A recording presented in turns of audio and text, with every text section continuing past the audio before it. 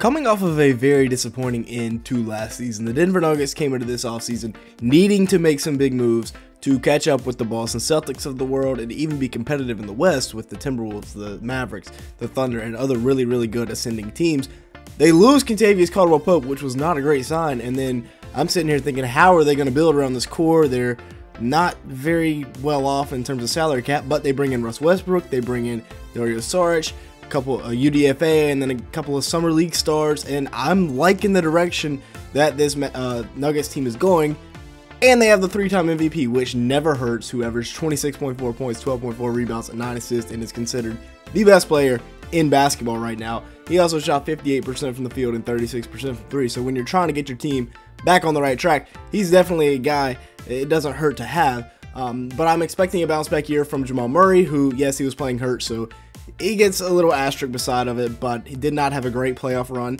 And then MPJ, who was completely taken out of the series versus the Minnesota Timberwolves, where he only averaged 10.7 points per game, 5.7 rebounds on 38% shooting from the field, 32% from three. They went no help off of him, and it completely suffocated this Nuggets offense because they just made Jokic go one-on-one and didn't let anybody else heat up. And that's partly on Malone. That's partly just a good game plan right there. But MPJ averaged 17 points, 7.5 rebounds, 48% shooting from the field, and 40% from three in the regular season. So that guy definitely underperformed in the playoffs, but I think he should be getting more touches. He'll be, 26, 27 years old this year, so he should be, right going into his prime. And at 6'11" with a burner like he has, I think he needs way more touches than he had last year. Now, the bench revamp is going very good. I would definitely say that Russell Westbrook is better than Reggie Jackson. Not the first time he's replaced him, but he averaged 11.5 points per game, 5 rebounds, and 4.5 assists in just 22.5 minutes per game last year for the Los Angeles Clippers. Yes, he will be very old next year, but, he was 7th in 6th Man of the Year voting last year and shot 45% from the field. Don't look at that three-point percentage. It's a little bit scary, but he doesn't really show many signs of slowing down. He played 68 games last year. Like I said, he will be 36 years old, which is absolutely crazy. Russ, God, he should not be that old. But the per 36 numbers look really good from last year. He averaged 18 points, 7 assists, 8 rebounds, and almost 2 steals per game per 36 minutes. So I think Russ is going to be a great point guard, backup point guard for this Nuggets team. What they should not do is put him in the starting lineup, because that would not work well at all. But the bench is much better than it was last year. Of course, depending on if Peyton Watson can continue to improve and be what they thought they had whenever Bruce Brown left last year, because obviously Bruce Brown was a huge missing piece to this Denver Nuggets team. He was their 6th starter, if you will, and Peyton Watson only averaged 6.7 points, 3.2 rebounds, 1 assist, and 1 block a game. Now, he was great defensively and shot 46% from the field, but 30% from three is not good whatsoever. He's very good in the open court, and he's definitely still a project piece, but I like his potential long term. They also bring in Trey Alexander, maybe bringing back Justin Holiday, we'll see, but it is definitely a much improved bench from last year, which was led by Reggie Jackson. Now you got Westbrook and this man Dario Saric. I love Saric. He's an absolutely elite role player, very slept on, very underrated. He averaged 8 points per game last year for the Warriors, as well as 4.4 rebounds and 2.3 assists in just 17 minutes a game. This is a guy that needs much more PT long term, and I think maybe he doesn't get much more PT, but he's still going to be a very solid role player. He shot 47% from the field, 38% from three. Efficiency at its finest, and per 36, he averaged 19 and 9 with 5 assists. Get this man about 25 to 26 minutes a game as your first guy off the bench.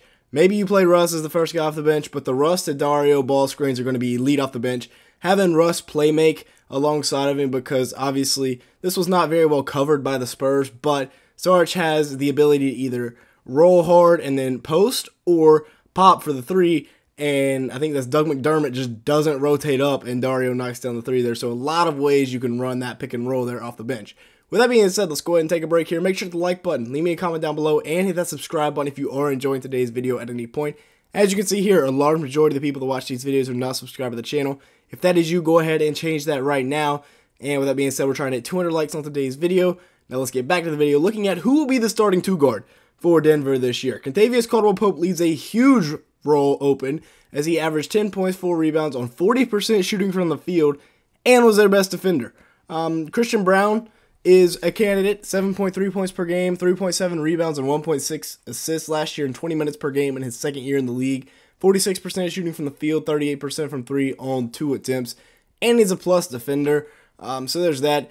Definitely a good option. Mike Malone said he will probably just slide in and play that role. We'll see what happens, though. Obviously, a lot of athleticism from Christian Braun, so we'll see what else he brings to the table. Sneaky athletic, if you will. And then Julian Strawther only averaged 4.5 points, 1.2 rebounds last year in 10 minutes, but in the Summer League has been hooping. They also got guys like PJ Hall, Hunter Tyson, and Jalen Pickett from other draft classes that we will talk about later. But right now, as for Strawther, I'm liking his development. He sees that the defender beats him to the spot, so he just cuts back door and finishes at the rim. That's a very high-level finish right there. Obviously not a shot blocker, but he gets it to go. Probably could have been an and one.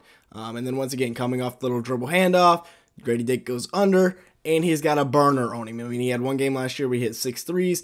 Very, very good. And he's maturing a lot, as you can see, with the back cuts. The guy guarding Jalen Pickett doesn't rotate down, and he cuts backdoor right behind the defender that just left for the reverse layup. Very nice bucket right there from Strawther. I'm very excited to see him even operating in the pick and roll a little bit here with PJ Hall, of course, from Clemson. Hunter Tyson didn't have the best Summer League, but, I mean, again, there's Strawther. He had a burner. He was one of the better players in this Summer League, in the entire Summer League. Can he be the starting 2? I don't know. We will have to see. But the draft definitely didn't go as planned. Their best player from this year's draft will probably end up being Trey Alexander this year. Of course, they did trade up for Darren Holmes, but Trey Alexander averaged 17.6 points per game last year at the University of Creighton, 5.7 rebounds, 4.7 assists. Can do a little bit of everything, really, as a combo guard at about 6'4". So I like his potential long term. You can see the vision right there, finding Strawther, and then getting into the lane. Loves that little follow-away jumper, but right there he finds PJ Hall, good pass. And this is his go-to move right here. The little follow-away in the lane, straight nylon. He'll go to it a lot, especially if he's got a big on him. Beat him to the spot, and then just a little shoulder bump and a follow-away. Very nice right there. And he's got defensive upside, obviously sporting a 6'10" wingspan at just 6'4". So a lot of potential for him long-term.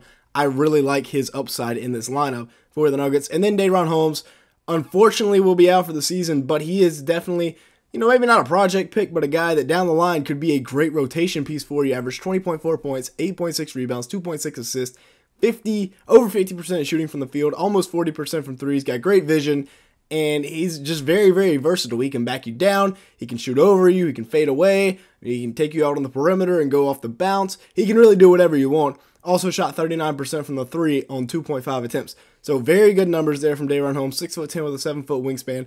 Unfortunately, like we said, he tore his Achilles, will be out for the season.